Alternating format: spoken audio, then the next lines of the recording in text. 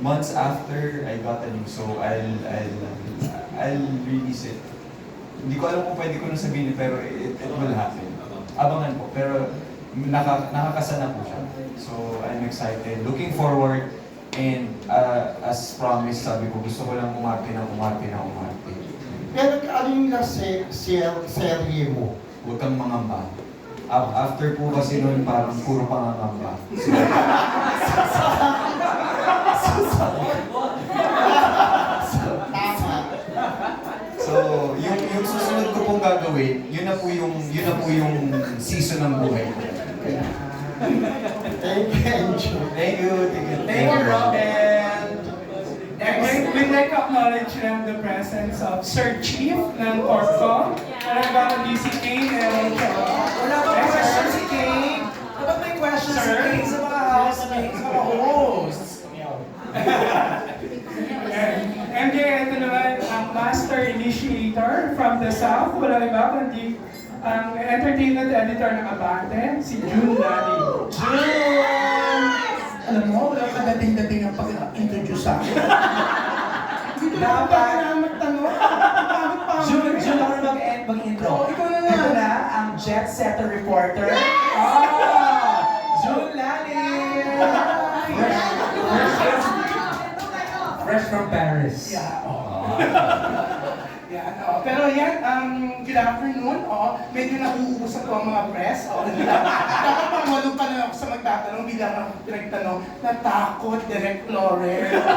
Kaya nila totoo, hindi na sila makakalabas. Pero yung kanina, exciting talaga, ang dami talaga nangangarap up to now. Kahit ano pang sabihin mo, kahit ano pang issue about PBB, ang dami, ano masasabi nyo, Derek Laurel, na talagang bukso-bukso at daksa-daksa yung mga nag-audition. Plus, ginagamit pa kayo sa mga panloloko, di ba? Yung mga fake auditions, mga sinisingil, pinagbabayad. Pero yun nga, PBB kasi is PBB talaga, di ba? June, thank you. And Ginandahan ko din kasi baka di ako makalabas. ikaw ang nakakumpay, ikaw na. May habang pa po akong lagari. Thank you, June. Well, una-una, salamat na pag-ito yun. Huwag po kayo maniniwala if there's somebody asking na, mag-line up kayo dito, ganito kayo, magbayad kayo ganito, mag-audition kayo. Kasi may mga narinig kami talaga kung decent yung mga ibang pinagagawa sa akin. Never po kami nagpaganon. It's always either there's an official announcement, it's either on ground, or it's a digital official platform. So, salamat for reminding everybody. Salamat din dun sa lahat na nagpunta dahil yung hindi pa ako natatawagan, nag-final casting na kami, nag-final casting na po kami, so hindi pa ako natawagan dahil mga hindi kayo nasama dun sa casting. At natutuwa kami talaga na hanggang ngayon nasa kamalayan tayo ng I think na-ingrained sa kanila yung importance ng PBB is not just a show. Okay? Sinasabi nila, mga lumapit sa amin, gusto namin mabago yung buhay namin. Not only because gusto nila maging artista, pero they feel there's something na mabubuo sa kanila or may maitutulong yung programa para bumuting pagkatao nila. So yun lang in itself is already such a big encouragement for the team and for ABS-CBN na ituloy talaga itong programa ito.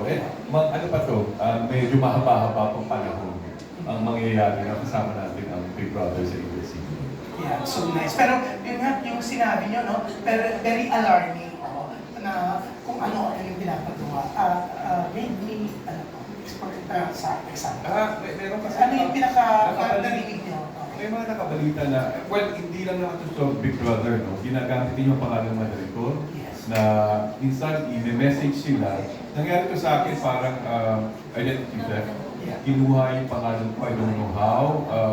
Minessage nila sa mga artista namin o yung minessage ang ibang tao at sinasabi, may casting pero they didn't go. Or sa Big Brother ito ganito. So, siyempre, pag excited ka, baguhan ka, magito ka, and you're really very eager to kahit hindi mo nakikita kasi yung kausap mo, parang kung ano na pinagagawa sa'yo, hindi mo alam. napasubukan na. So, mag-iingat po sila sa mga ganyan klaseng modus operandi. Now, I understand kung bakit kausap ko si Gigs at saka si MJ, no? A month ago, pinag-audition niya raw sila. Medyo na-alarm sila. No? Kasi pinagdadala sila ng ng panty and So, natakot sila. Natakot sila kasi baka hindi raw ipahubad. Willing naman sila hubad. Pero sa mga host, di ba? Pwede host talaga sila.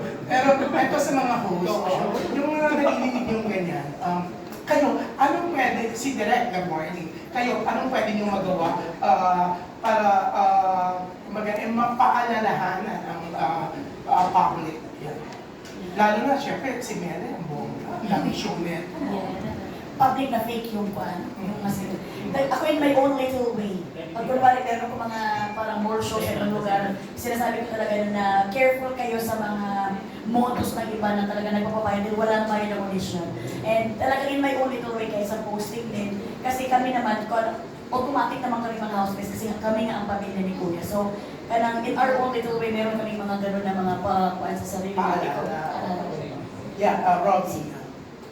Same, and also maliban sa paggamit ng platform para makatulong.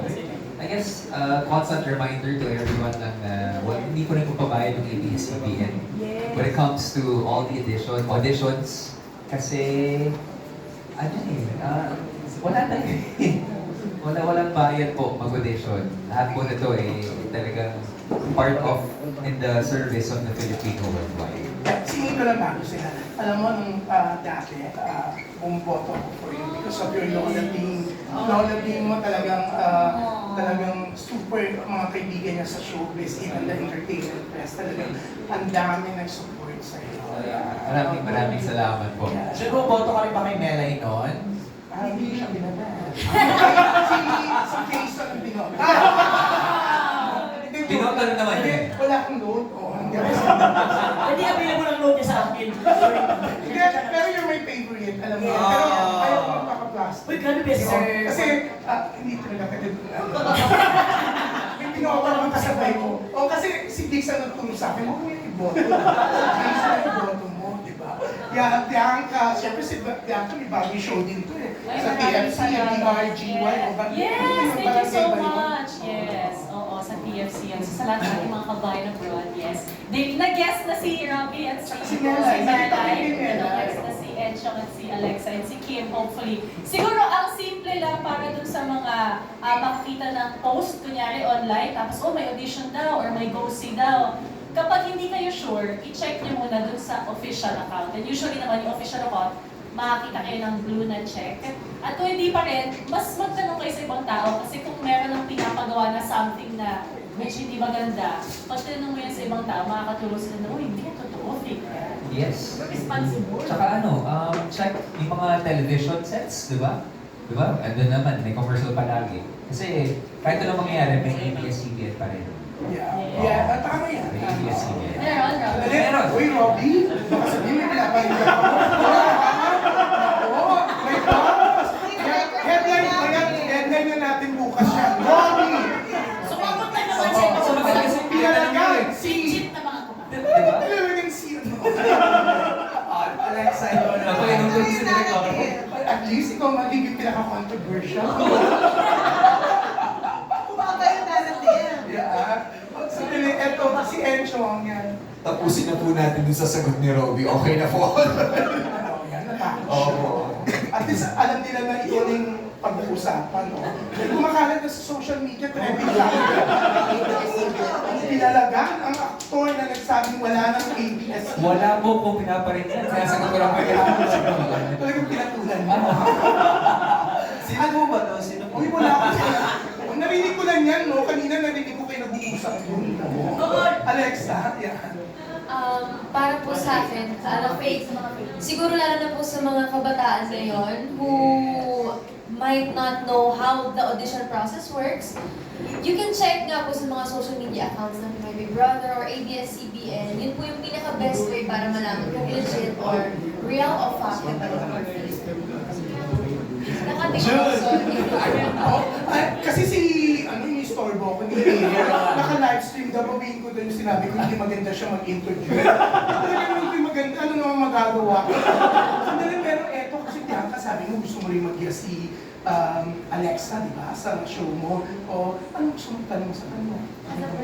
O, tignan ko kung ano, kung Kailangan ba ko niya ba yun. sagutin o hindi? Kasi alam niya naman din na gusto ko itanong. Eh, tanong mo, malay mo, dito sa presto ng PBB, dahil nanggaling naman siya dito sa PBB, at talagang mukhang dito naman sila na-develop. So, Alexa, our baby girl. Uy, kailangan mo makatotoo ka, di ba? Eto ang ano na kailangan totoo sa Pulang-pula sa Alexa. Mahal ka namin, Alexa. We're behind you all the way. Oo, tama. Alexa. Alam mo, pati yung mga langaw, nag-aabang ha. Talagang ikot sila ng ikot Hindi, sa'yo. gusto lang malaman na lahat ng tao kasi happy kami for you. So what can you say? Kayo na I'm happy to. Ate, Naku, baka magsinungaling. Nandito si Kuya. what we choose to show, it's very real. Ay, okay na yun. Yes. So, oo nga. So, di ba, Up to parang... an interpretation. So, may Up to napapansin you to niya. decide. May napapansin niya kasi kami. Oo. Nung press con nga natin dyan sa Coffee Bean. So, Coffee Project pala yung Coffee Bean. Oo. Ibang klase yung ano yung dalawa. Habang nagpe-press con si Darren, Pero, ibang klase. you know what I think? Interesting yung pinag-usapan kasi isa sa mga, di ba, ang Gen 11 na audition natin, youngest